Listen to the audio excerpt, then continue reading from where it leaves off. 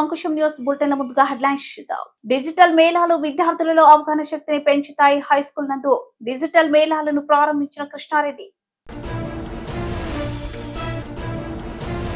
శ్రీ శ్రీ శ్రీ సత్యమ్మ అమ్మవారి జాతర మహోత్సవం సందర్భంగా అమ్మవారిని దర్శించుకున్న నల్లమిల్లి రామకృష్ణారెడ్డి.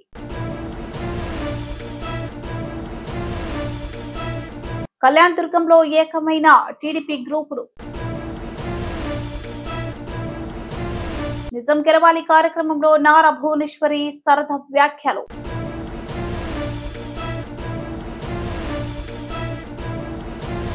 వైసీపీ పార్టీని వీడి 25 కుటుంబాలు తెలుగుదేశం పార్టీలో చేరిక.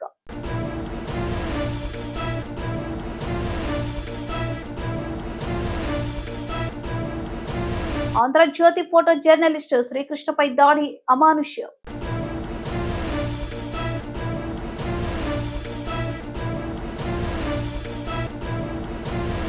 డిజిటల్ మేళాలు విద్యార్థుల్లో అవగాహన శక్తిని పెంపొందిస్తాయని అనపర్తి వ్యవసాయ మార్కెట్ కమిటీ చైర్మన్ సభ్యుల కృష్ణారెడ్డి అన్నారు.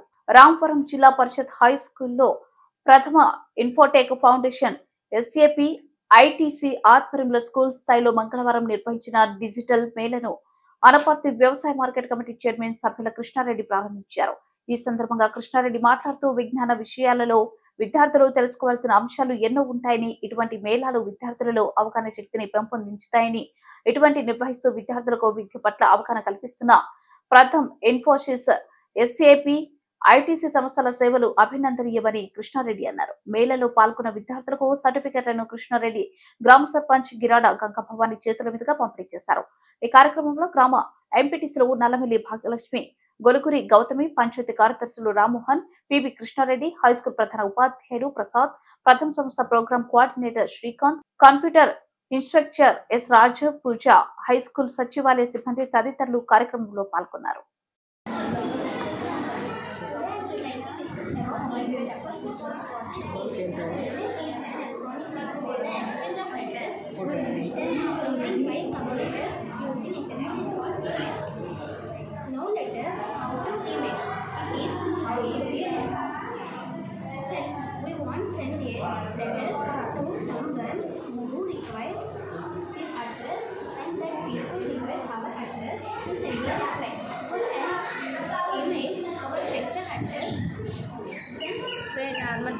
అందరు వీడియో తీసుకుంటూ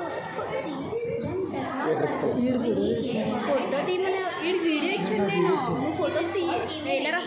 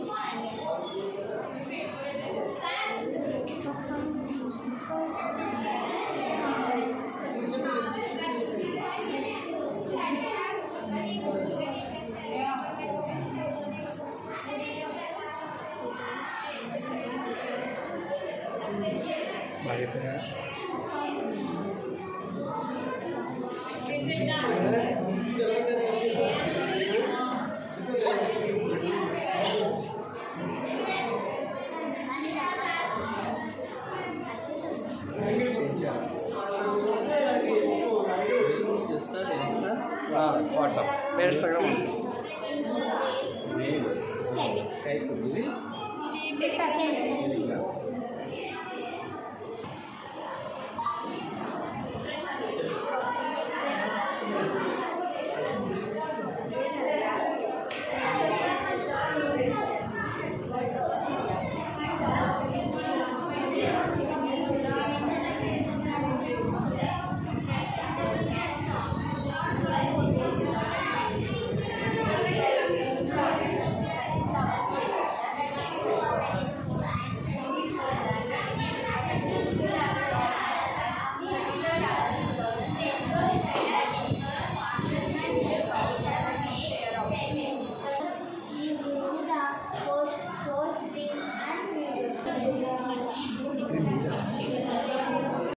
పరిషత్ హై స్కూల్ నందు ప్రథమ్ ఇన్ఫోటెక్ ఫౌండేషన్ SCAP ఆధ్వర్యంలో టీచర్ మేళాని నిర్వహించడం చాలా సంతోషం.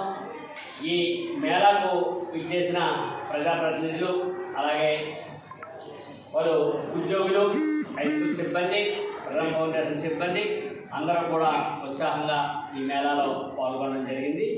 ఇటువంటి మేళాలు స్కూల్స్ నందు నిర్వహించడం వల్ల విద్యార్థులలో టెక్నాలజీకి సంబంధించి సృజనాత్మకత వారిలో పెరుగుతూ ఉంటుంది.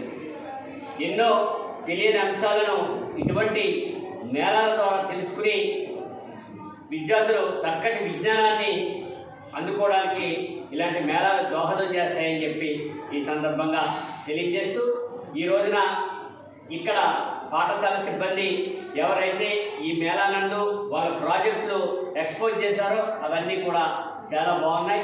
వాళ్ళందరినీ కూడా ఈ ప్రాజెక్టులు ఎవరైతే చేశారో వాళ్ళందరినీ కూడా మనస్ఫూర్తిగా అభినందిస్తూ, ఈ స్కూల్ నందు చక్కటి కార్యక్రమాలు నిర్వహిస్తున్న ప్రథమ్ ఇన్ఫోటెక్ ఫౌండేషన్కి సంబంధించి శ్రీకాంత్ గారు, అలాగే ఇంకా తదితర సిబ్బంది, అలాగే హై స్కూలు ఎవరైతే కంప్యూటర్ ఫ్యాకల్టీ పూజ గారు ఉన్నారో వాళ్ళందరినీ కూడా. బిక్కవలు మండలం మేలూరులో శ్రీ శ్రీ సత్యమ్మ అమ్మవారి జాతర మహోత్సవం సందర్భంగా అమ్మవారిని దర్శించుకున్న తెలుగుదేశం పార్టీ రాష్ట్ర ఉపాధ్యక్షులు మాజీ ఎమ్మెల్యే నల్లమిల్లి రామకృష్ణారెడ్డి. ఈ కార్యక్రమంలో గ్రామ శాఖ అధ్యక్షులు బాబులు, అనపర్తి నియోజకవర్గ వాణిజ్య విభాగ కార్యనిర్వాహక కార్యదర్శి శ్రీను, మాజీ సర్పంచ్ బాబ్జీ, శ్రీను, గంగరాజు, సీతారామయ్య, తెలుగు యువత అధికార ప్రతినిధి సత్య, నూకరాజు, కృష్ణబాబు, రామచంద్రరావు, అర్జున్, కృష్ణారెడ్డి, జనసేన నాయకులు వీర రాఘవులు, గ్రామ నాయకులు పాల్గొన్నారు.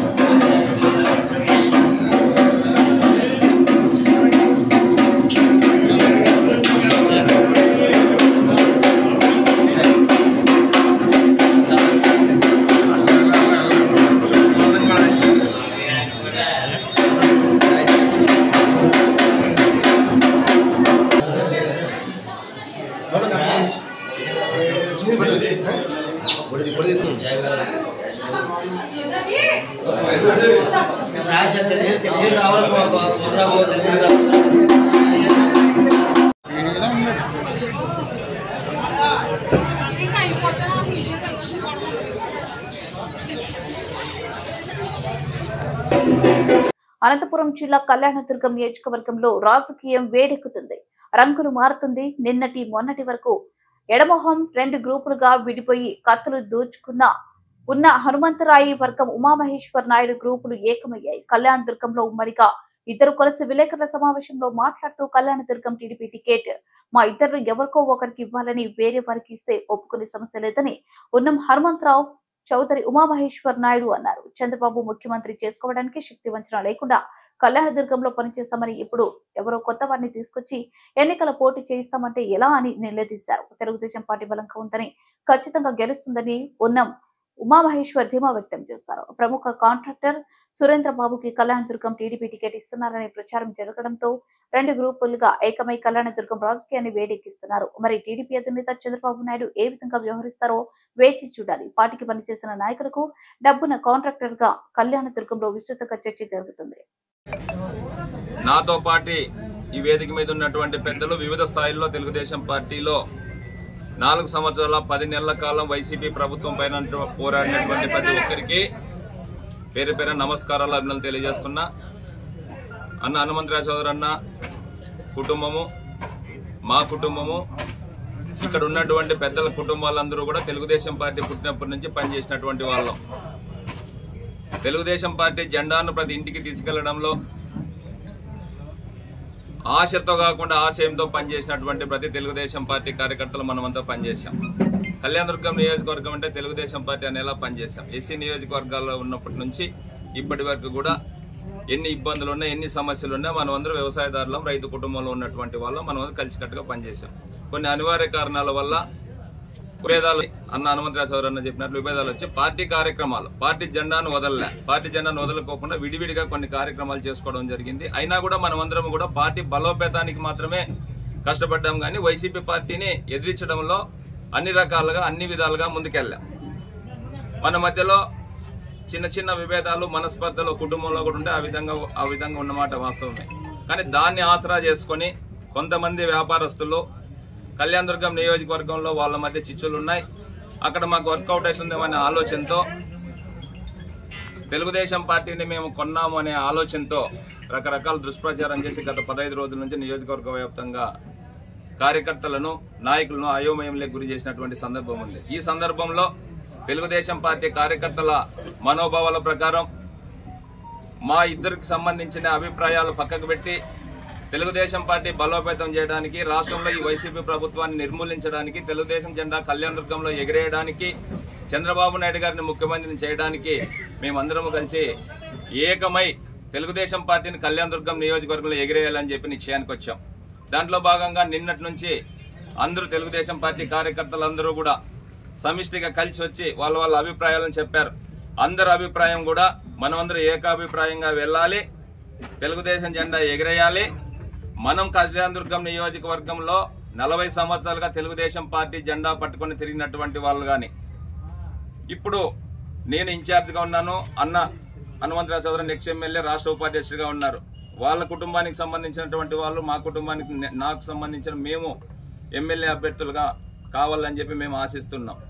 మేమే కాకుండా కళ్యాణదుర్గం నియోజకవర్గంలో జెండా పట్టుకొని పనిచేసినటువంటి ఏ నాయకునికి అవకాశం ఇచ్చినా కూడా మనము సమిష్టిగా అందరము కలిసికట్టుగా పనిచేసి మనకు ముందుకెళ్లాలని చెప్పి మన అందరి ఆలోచన మనం చేసుకొని, మనమందరూ రైతు కుటుంబాల్లో ఉన్నటువంటి వాళ్ళం. ఎప్పుడు ఏమొచ్చినా కూడా మన మనోభావాలన్నీ క్లియర్గా ఉన్నాయి. మన ఆ విధంగా వెళ్దాం. ఖచ్చితంగా వేరే సంబంధించినటువంటి వాళ్ళు రకరకాల ప్రచారం చేసుకుంటున్నారు. ఇప్పటి వరకు పార్టీ నుంచి ఎటువంటి సమాచారం లేదు. ఖచ్చితంగా మనందరి ఆశలకు అనుగుణంగా మన చంద్రబాబు నాయుడు గారు కళ్యాణదుర్గం వచ్చినప్పుడు కూడా కళ్యాణదుర్గం నియోజకవర్గంలో అందరి నాయకులతో అందరితో ఆలోచన చేసి ఖచ్చితంగా ఒక అభ్యర్థిని నిర్ణయిస్తారని చెప్పి చెప్పడం జరిగింది. ఆయన ఆశలకు అనుగుణంగా, ఆలోచనలకు అనుగుణంగా నిర్ణయిస్తారని చెప్పి మనమందరూ కూడా ఆలోచన చేయాలి. ఇటువంటి ఫేక్ ప్రచారాలని నమ్మొద్దండి. మనమందరూ కలిసికట్టుగా తెలుగుదేశం జెండా ఎగిరేసేదాని కోసం సమిష్టిగా మన మధ్య చిన్న చిన్న విభేదాలు ఇంతవరకు జరిగినటువంటి పక్కకు పెట్టి ఈ రోజు నుంచి తెలుగుదేశం పార్టీకి జెండా కళ్యాణదుర్గంలో ఎగిరేయాలి, చంద్రబాబు నాయుడు గారిని ముఖ్యమంత్రిని చేయాలి అనే లక్ష్యంతో మేమంతా పనిచేస్తామని చెప్పి సందర్భంగా సవినయంగా ప్రతి ఒక్కరికి తెలియజేస్తున్నాం. కుప్పంలో నాకు మద్దతిస్తారా, చంద్రబాబుకి మద్దతిస్తారా అంటూ నిజం గెలవాలి కార్యక్రమంలో పాల్గొన్న సభికులను సరదాగా ప్రశ్నించిన నారా భువనేశ్వరి, చంద్రబాబును 35 ఏళ్లు గెలిపించారు, ఈసారి నన్ను గెలిపిస్తారా అంటూ భువనేశ్వరి చమత్కారం. ఇద్దరు కావాలంటూ చేతులెత్తిన సభికులు అలా కుదరదు, ఎవరో ఒకరి పేరు చెప్పాలంటూ సరదాగా అడిగిన భువనమ్మ సరదాగా అంటున్నా నేను చాలా హ్యాపీగా ఉన్నా, రాజకీయాలకు నేను దూరంగా ఉన్నానంటూ వ్యాఖ్యానించిన భువనేశ్వరి ఎప్పుడు సీరియస్ చర్చలే కాదు, అప్పుడప్పుడు సరదాగా మాట్లాడుకోవాలన్న భువనేశ్వరి. ఇదంతా ఒక లెవెల్, ఒక జోక్ వేస్తాను. మీ ఆన్సర్లన్నీ నాకు ఫ్రీగా ఇవ్వాలి. మిమ్మల్ని అందరం చూసి ఈ నిజం గెలవాలి యాత్ర చూసి తర్వాత కుప్పంకి వచ్చి నాకు ఒక కోరిక వచ్చింది నా మనసులో.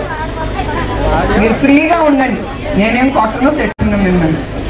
చంద్రబాబు నాయుడు గారు 35 ఏళ్ళ నుంచి మీరు ఆ నమ్మకంతో ఆయన ఎమ్మెల్యేగా చేశారు, అవునా కాదా? ఇప్పుడు నాకు ఒక కోరిక కలిగింది, ఆయన్ని కొంచెం రెస్ట్ తీసుకోమని నేను నుంచుందాం అనుకుంటున్నాను. సో ఎవరికి చంద్రబాబు నాయుడు గారు కావాలో చేతులెత్తండి. అదే అందరు చేతులెత్తండి. నేను నాకు ఇద్దరు కుదరదు కదమ్మా, ఎవరన్నా ఒక్కలే చెప్పాలి.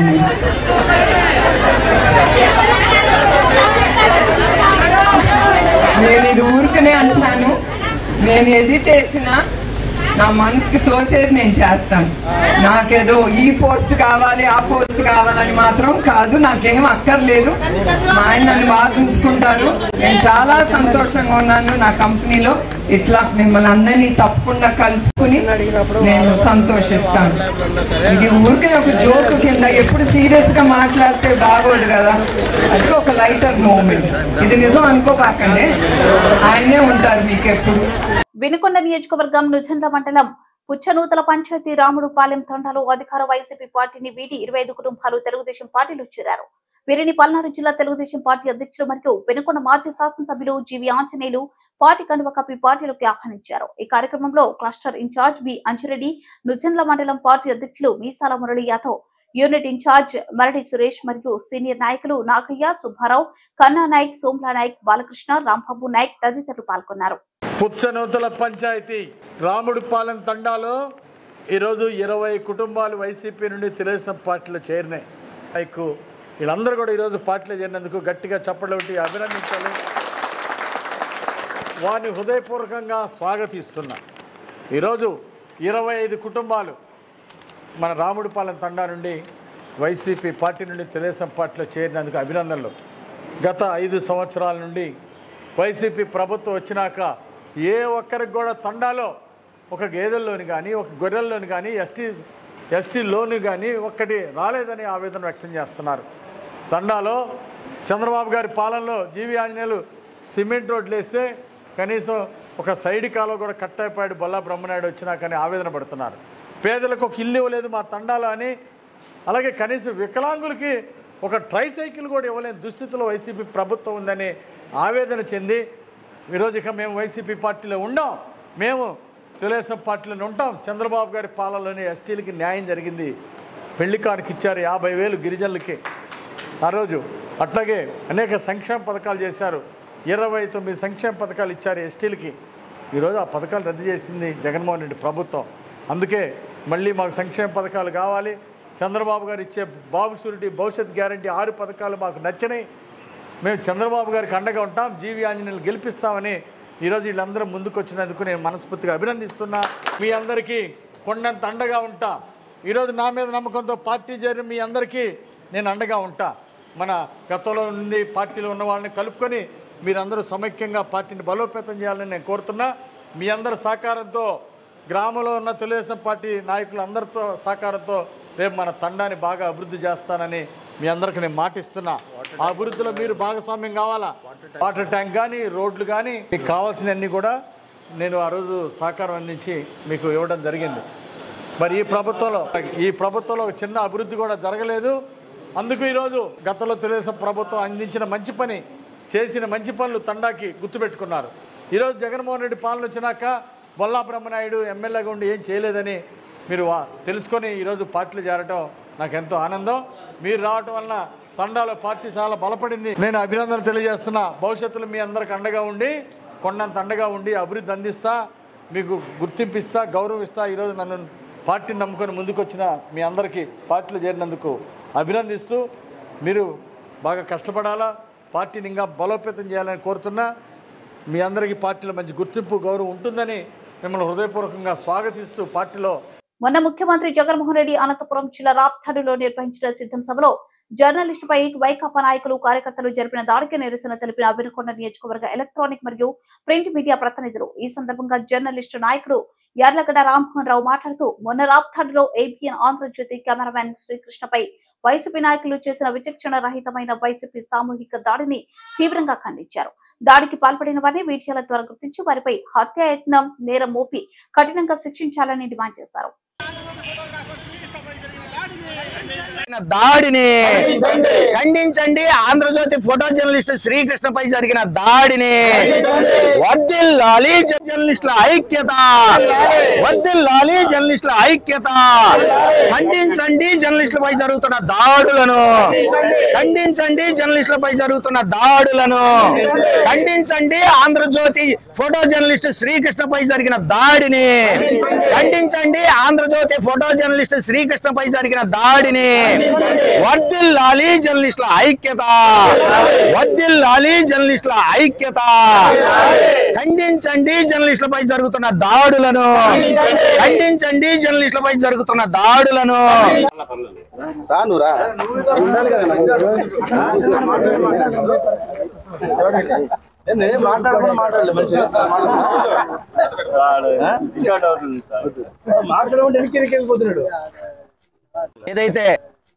ఏదైతే రాప్తాడులో జరిగిన సిద్ధం సభలో ఫోటో జర్నలిస్టు అతని వృత్తిలో భాగంగా ఫోటో జర్నలిస్టు శ్రీకృష్ణ ఫోటోలు తీస్తుండగా విచక్షణారహితంగా ఏదో ఒక గుంపు దాడి, ఒక మూగదాడి చేసినట్లు విచక్షణారహితంగా దాడి చేసి ఘోరంగా గాయపరిచి అతను మనిషి అనేది కూడా చూడకుండా గొడ్డును బాదినట్టు బాధడం చాలా దారుణం. అయితే ఎవరైనా సరే ఈ దాడి చేసింది కూడా ఎవరో కాదు, అందరూ బియ్యం, ఇసుక, మద్యం మాఫియాకి చెందిన వ్యక్తులే ఈ శ్రీకృష్ణ మీద దాడి చేసిన వ్యక్తులు. అయితే అతను ఇప్పుడు అన్ని అవయవాల్లో అన్ని పక్కటెముకలు ఇరిగిపోయి ఇప్పుడు హైదరాబాద్లో చికిత్స పొందుతున్నాడు. ఇటువంటి దాడులు ఇక ముందు పునరావృతం కాకుండా ఉండాలంటే జర్నలిస్టులు అందరూ ఏకం కావాల్సిన పరిస్థితి అయితే ఏర్పడింది. ఈ దాడిని ఎవరైతే చేశారో వారిని కఠినంగా శిక్షించి, వీడియోలన్నీ ఉన్నాయి, వాళ్ళని పట్టుకోవడం పెద్ద సమస్య కాదు పోలీసులకి. అయినా ఇంతవరకు ఎటువంటి చర్యలు తీసుకోలేదు వాళ్ళ మీద. ఇంతవరకు ఒకళ్ళని గుర్తించిన పాపాన పోలేదు, ఒకళ్ళని అరెస్ట్ చేసిన పాపాన పోలేదు. వెంటనే ఎవరైతే నిందితులు ఉన్నారో వాళ్ళని అరెస్ట్ చేసి వెంటనే వాళ్ళపై అటెంప్ట్ మర్డర్ కేసు నమోదు చేసి కఠినంగా శిక్షించాలని వినుకొండ జర్నలిస్టు సంఘం తరఫున డిమాండ్ చేస్తున్నాను. కూని చేసే విధంగా మనం దేశంలోనే 4వ పిల్లర్గా చెప్పుకుంటున్న మీడియా. ఎందుకంటే దేశంలో ఎక్కడ ఏమి జరిగినా కానీ క్షణాల్లో మనకి చూపించి అక్కడ ఏమి జరిగినా మనకి తెలియపరిచే మీడియా పైనే ఈరోజు దాడులు జరుగుతాయంటే ఇది చాలా దుర్మార్గమైన చర్య. మన సిద్ధం సభలో ఆంధ్రజ్యోతి విలేకరు ఫోటోగ్రాఫరు రామకృష్ణ గారు అక్కడేదో జరుగుతున్న సన్నివేశాలపైన ఆయన ఫోటోలు తీయడం జరిగింది. శ్రీకృష్ణ గారు అక్కడ ఫోటోలు తీయడం అనేది ఇప్పుడు మనకు మంచి జరిగితే మనం మంచి కోసం తీస్తేనే ఫోటోలు కాదు, చెడును కూడా చూపించేదే మీడియా. మంచి చెడు అన్నిటినీ కూడా చూపించేదే మీడియా. అలాంటి మీడియా పైన దాడులు చేయటం, విశిష్టరహితంగా అతన్ని చావు బతుకుల్లో ఉన్నాడని మన వాళ్ళు చెప్తున్నారు. అతనికి ఈ విధంగా కొట్టడం అనేది ఎంతవరకు సమంజసం? రేపొద్దున అధికారం అనేది శాశ్వతం కాదు. ఈ అధికారం ఇవాళ ఉంటుంది, ఇంకొక అధికారత్వం ఇంకొకసారి మారుతుంటుంది. మన తెలంగాణలో చూసినట్టయితే మొన్నటిదాకా ఉన్న టీఆర్ఎస్ గవర్నమెంట్ పోయి ఇప్పుడు కాంగ్రెస్ గవర్నమెంట్ వచ్చింది. అలానే ఎక్కడ కూడా గవర్నమెంట్లు అనేవి శాశ్వతం కాదు. ఏదైనా ప్రశ్నించేవారి గొంతు నొక్కడం చూడటం అనేది ఇది చాలా దుర్మార్గం. ప్రశ్నించే వాళ్ళు మీరు ఎంత బంతిని కింద కొడితే అంతా లెగుస్తూనే ఉంటారు. ఏదైనా మీడియా పైన దాడి చేయడం అనేది చాలా దుర్మార్గమైన చర్యగా ఆంధ్రప్రదేశ్ రైతు సంఘం పల్నాడు. ముందు హెడ్లైన్స్ మరోసారి. ఇవి బులెటిన్ డీటెయిల్స్ మరో బులెటిన్ మళ్ళీ కలుద్దాం. Stay with us.